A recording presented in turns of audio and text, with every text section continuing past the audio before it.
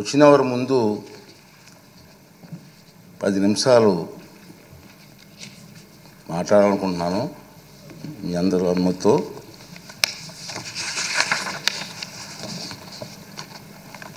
సభ్యులందరికీ నమస్కారం. మీ అందరికీ తెలుసు, ఈ 16వ శాసనసభలో సభ్యులైనటువంటి జగన్మోహన్ రెడ్డి గారు 24/6/2024 తేదీన నాకు ఒక లేఖ రాశారండి. ఆ లేఖలో అంతా చూస్తే అభియోగాలు, ప్రేలాపనలు, బెదిరింపులమయం, అంతకంటే ఏమీ లేదు. దానికి తోడు తనకు ప్రతిపక్ష నాయకుడి హోదా అర్హత ఉందంటూ అసంబద్ధ వాదన చేస్తున్నారు. మీరందరూ చూస్తున్నారు టీవీలో దీన్ని. కానీ ఆ లేఖలో ఎలాంటి ప్రత్యేక అభ్యర్థన లేదన్న విషయాన్ని మీరందరూ గమనించాలి. ఈ లేఖ రాసిన కొద్ది రోజుల తర్వాత జగన్మోహన్ రెడ్డి గారు ఆంధ్రప్రదేశ్ హైకోర్టుని ఆశ్రయించారు. హైకోర్టు కూడా వెళ్ళారు. విచిత్రం ఏమిటంటే, తనకు ప్రతిపక్ష నాయకుడిగా ప్రకటించవలసిందిగా శాసనసభ కార్యదర్శిని, స్పీకర్ కార్యదర్శిని ఆదేశించాలని ఆ రిట్ పిటిషన్లో విజ్ఞప్తి చేశారు. జగన్మోహన్ రెడ్డి గారు పిటిషన్ ఇంకా విచారణ అర్హత కలిగి ఉన్నదో లేదో అని నిర్ధారించే దశలోనే ఉంది. ఇంకా రిట్ పిటిషన్ వేసి అర్హత ఉందా లేదా మీకు అని చెప్పి ఆ దశలోనే ఇంకా ఉంది. ఈ పిటిషన్లో వైఎస్ జగన్మోహన్ రెడ్డి గారు స్పీకర్ను, శాసన వ్యవహారాల మంత్రిని ప్రతివాదులుగా చేర్చినప్పటికీ ఆ ఇద్దరిని మినహాయించాలని గౌరవ అడ్వకేట్ జనరల్ గారు చేసిన సూచనతో గౌరవ న్యాయస్థానం ఏకీభవించింది.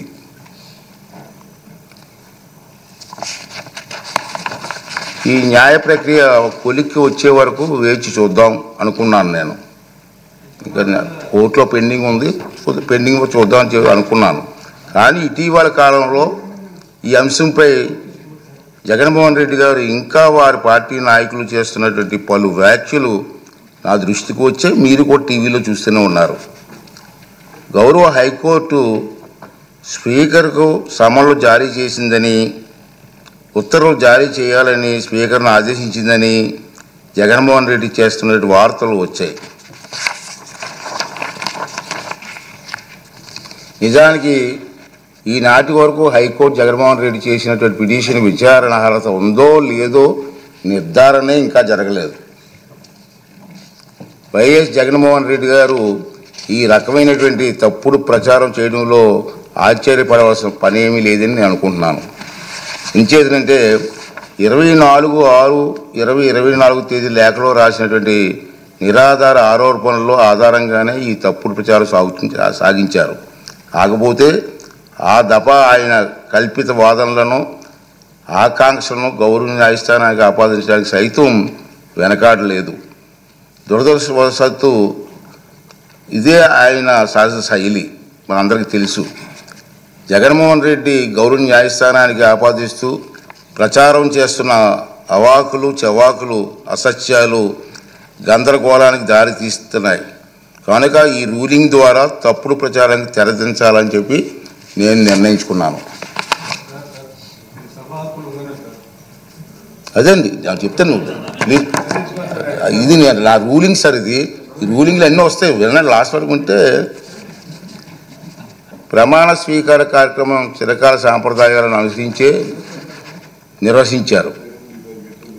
జగన్మోహన్ రెడ్డిని మాజీ ముఖ్యమంత్రి హోదాలో ప్రస్తుత మంత్రుల తర్వాత శాసనసభ్యునిగా ప్రమాణం చేయడానికి ఆహ్వానించారు. గతంలో 11/1/1995 నాడు అప్పుడు ఆంధ్రప్రదేశ్ శాసనసభ కూడా అప్పటి మాజీ ముఖ్యమంత్రిని మంత్రుల తర్వాతే ప్రమాణం చేయడానికి ఆహ్వానించిన సంగతి మీకు గుర్తు చేస్తున్నాను. అదేవిధంగా ఆంధ్రప్రదేశ్ 16వ శాసనసభ సభ్యుల ప్రమాణ స్వీకార కార్యక్రమంలో 21/6/2024 జరిగింది. కానీ స్పీకర్ ఎన్నిక మరణాడు అంటే 22/6/2024 నాడు జరిగింది. ప్రతిపక్ష నాయకుడిగా గుర్తింపు ఇవ్వగలిగితే అధికారం కేవలం స్పీకర్కి మాత్రమే ఉంటుంది. అందుకే సభ్యులు ప్రమాణ స్వీకార కార్యక్రమం జగన్మోహన్ రెడ్డికి ప్రతిపక్ష హోదా నిరాకరించడానికి సూచించిన అన్న వాదన సరికాదు. నిజానికి జగన్మోహన్ రెడ్డి వైఎస్ఆర్సీపీ శాసనసభాపక్ష నాయకుడిగా ఎన్నికైనట్టు 26/6/2024 వరకు మా సచివాలయానికి తెలపలేదు. నెంబర్ 1. అలాంటప్పుడు జూన్ 26 కంటే ముందు, అందున స్పీకర్ ఎన్నిక జరగక ముందు ప్రతిపక్ష నాయకుడి హోదా గురించి నిర్ణయం తీసుకోవడం సాధ్యమా? ఇది ఒకటి గమనించవలసిన అవసరం ఉంది. ప్రతిపక్ష నాయకుడి హోదా ఎవరైనా అర్హులా కాదా అనేది కేవలం రాజ్యాంగ సూత్రాలు, కోర్టు తీర్పులు, చిరకాల సాంప్రదాయాల ఆధారంగా మాత్రమే నిర్ధారించగలరు. ఆంధ్రప్రదేశ్ వేతనాలు, పెన్షన్ చెల్లింపు అనర్హతల తొలగింపు చట్టం 1953లో ప్రతిపక్ష నాయకుడి హోదా ప్రస్తావన ఉంది. ఆ చట్టంలో సెక్షన్ 12B ప్రకారం ఎవరైనా ప్రతిపక్ష నాయకుడి హోదా ఇవ్వాలంటే వారు చట్టసభలో సభ్యులై ఉండాలి. 2, వారు ప్రభుత్వ వ్యతిరేక రాజకీయ పార్టీ సభలో నాయకుడై ఉండాలి. ఇది క్లియర్గా ఉంది. 3, ప్రతిపక్షంలో ఉన్న వారి పార్టీకి అత్యధిక సంఖ్యాబలం ఉండాలి. 4, మరీ ముఖ్యంగా ఆ వ్యక్తి సభాపతి ప్రతిపక్ష నాయకుడిగా గుర్తించాలి. ఒకవేళ అత్యధిక సంఖ్యాబలం గల ప్రతిపక్షాలు 1 కన్నా ఎక్కువ ఉంటే పార్టీ హోదాను దృష్టిలో ఉంచుకొని వాటిని ఏదో ఒక పార్టీ నాయకుడిని సభాపతి ప్రతిపక్ష నాయకుడి హోదా కల్పించవచ్చు. ఈ విషయంలో సభాపతి నిర్ణయానికి తిరుగుండదని సెక్షన్ 12B చెబుతుంది.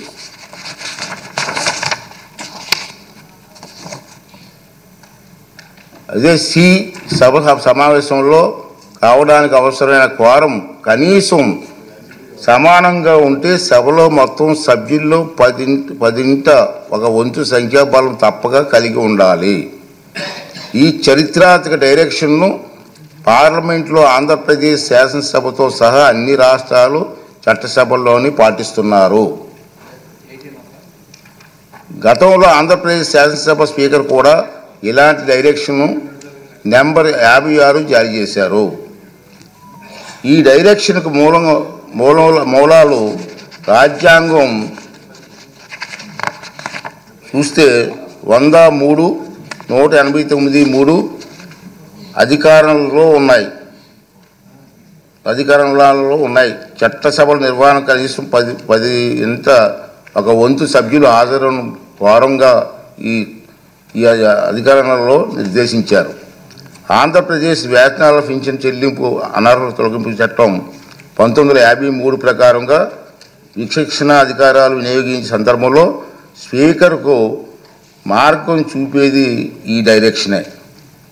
ఆంధ్రప్రదేశ్లో 1972-77 మధ్యకాలంలో 5వ శాసనసభను, 1994-99 మధ్యకాలంలో 10వ శాసనసభను ఏ ఒక్క ప్రతిపక్ష పార్టీకి ఎన్నికల్లో కనీసం 10% సీట్లు రాలేదు. కనుక ఎవరికి ప్రతిపక్ష నాయకుడిగా గుర్తింపు దక్కలేదు. అలాగే 5, 7, 8, 16, 17వ లోక్సభలలోనూ 10% సూత్రాన్ని పాటించడంతో ప్రతిపక్ష నాయకుడిగా ఎవరు గుర్తింపు పొందలేకపోయారు. ఇటీవల పొరుగులో ఉన్న తెలుగు రాష్ట్రాల్లో 2021-2019 ప్రతిపక్షంలో ఉండే అతిపెద్ద పార్టీ నాయకుడు ప్రతిపక్ష నాయకుడిగా సభాపతి గుర్తింపు ఇచ్చారు. కానీ కొద్ది నెలల తర్వాత 9/6/2019 తన సభలో ఆ ప్రతిపక్షానికి సంఖ్యాబలం 10% కంటే తగ్గిందన్న నిర్ధారణకు రాగానే సభాపతి ప్రతిపక్ష నాయకుని ఇచ్చిన గుర్తింపును ఉపసంహరించుకున్నారు. అలాగే 8వ లోక్సభలో తెలుగుదేశం పార్టీకి 10% సంఖ్యాబలం లేకపోయినా పి. ఉపేంద్ర గారిని ప్రతిపక్ష నాయకుడిగా గుర్తింపు లభించిందన్న మాట కూడా అవాస్తవం. మనం మాట్లాడుతున్నాం టీవీలో ఉపేంద్ర గారికి ఇచ్చారు కదా మీరని. అది వాస్తవం కాదు. నేను రికార్డ్ అంతా వెరిఫై చేయించాను. అది వాస్తవం కాదు. ఉపేంద్ర గారు ఆనాటి సభాపతి టీడీపీ గ్రూపు నాయకుడికి మాత్రమే నిర్ణయించారు. దాన్ని ఇతను ఇష్టం వచ్చినట్టుగా అవాస్తవాలు మాట్లాడే పరిస్థితికి వచ్చింది.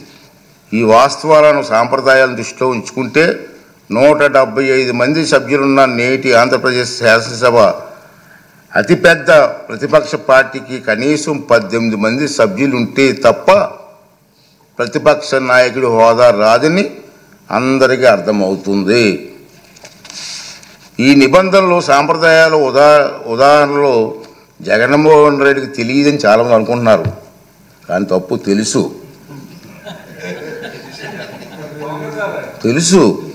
ఎందుకంటే 2019 జూన్ 13న ముఖ్యమంత్రి హోదాలో ఆయన ఇదే సభలో ప్రసంగిస్తూ చెప్పిన మాటలు మనందరం గుర్తు చేసుకోవాల్సిన అవసరం ఉంది. చంద్రబాబు నాయుడు గారికి 23 మంది శాసనసభ్యులు ఉన్నారు. ఒక 5 కానీ రాజేస్తే ఆయనకి 18 మంది కూడా ఉండరేమో. ఈ హోదా 17 మంది ఉంటారు. అప్పుడు ఆయన ప్రతిపక్ష నాయకుడు స్టేటస్ కూడా ఉండదని చెప్పి ఇదే జగన్మోహన్ రెడ్డి గారు ఈ హౌస్లో మాట్లాడిన సంగతి ఈ అందరికీ తెలుసు. మరి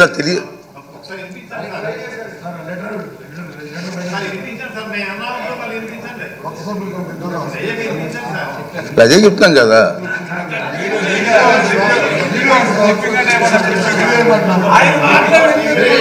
ఆయన మాటలు వినిపించాలా? అయితే మరి రికార్డు చేయాలి. మరి వినిపిద్దాం.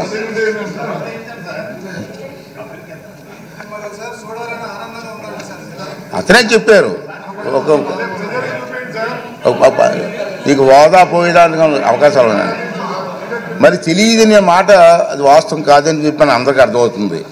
ప్రతిపక్ష నాయకుడిగా గుర్తింపు పొందాలంటే సభలో కనీసం 10% సంఖ్యాబలం ఉండాలన్నది నిబంధన గురించి ఆయనకి స్పష్టంగా తెలుసునని సభాముఖంగా ఆయన చెప్పిన ప్రసంగం రుజువు చేస్తుంది. ఇలా కోరి మతిమరుపు తెచ్చుకోవడం మాజీ ముఖ్యమంత్రిగా మాజీ ప్రతిపక్ష నాయకుడిగా ఆయన హోదాకు తగిన కాదని నా అభిప్రాయం. రాజ్యాంగం సభా నిబంధనల ప్రకారంగా స్పీకర్కు దురుద్దేశాలు ఆపాదించడం సభా హక్కుల ఉల్లంఘన కిందకు వస్తుందని మీ అందరికీ తెలుసు. ఈ పాయింటే. అయినప్పటికీ వైఎస్ జగన్మోహన్ రెడ్డి ఇప్పటి వరకు సాధించిన దుష్ప్రచారాన్ని సంధి ప్రేలాపనలు అంటాను నేను. మా సైడ్ సంధి ప్రేలాపనలు అంటారండి. సంధి ప్రేలాపనలను పరిగణలోకి ప్రేలాపనలుగా పరిగణించి క్షమిస్తున్నాను. సభాపతి హోదాలో క్షమిస్తున్నాను. ఈ ధోరణి ఇలాగే కొనసాగిస్తే భవిష్యత్తులో ఎలాంటి చర్యలు తీసుకోవాలనేది ఈ సభలోని సభ్యుల సమిష్టి విజ్ఞతకు వదిలేస్తున్నాను. రూలింగ్ అవునండి. మీరు సభాపతి చేశారు కదా. ఈ సందర్భంగా మహానుభావుడు శ్రీ నందమూరి తారక రామారావు గారి ప్రజాసేవలో ఉన్నవారికి చెప్పిన తారక మంత్రం గుర్తు చేసుకుందాం. తారక మంత్రం సార్. ప్రజలే దేవుళ్ళు, సమాజమే దేవాలయం. ఈ శాసనసభ ప్రజలు అనేక దేవుళ్ళు నేరుగా ఎన్నుకున్న దేవాలయం. మళ్ళీ ఒకసారి రిపీట్ చేస్తాను. ఈ శాసనసభ ప్రజలు అనే దేవుళ్ళు నేరుగా ఎన్నుకున్న దేవాలయం. ఇది మనకు దేవాలయం లాంటిది. స్పీకర్గా నా బాధ్యత ఈ దేవాలయానికి నేను పూజారిగా పనిచేస్తున్నాను మాత్రమే. అంతే కదండి. దేవుడు తిరస్కరించిన వరాన్ని పూజారి నుండి ఆశించడం ఎంత తప్పు కదండి. దేవుడి నిర్ణయం 11 మంది ఇచ్చాడు. నేను ఏం చేస్తాను? పూజారికి నేను ఏం చేయగలను?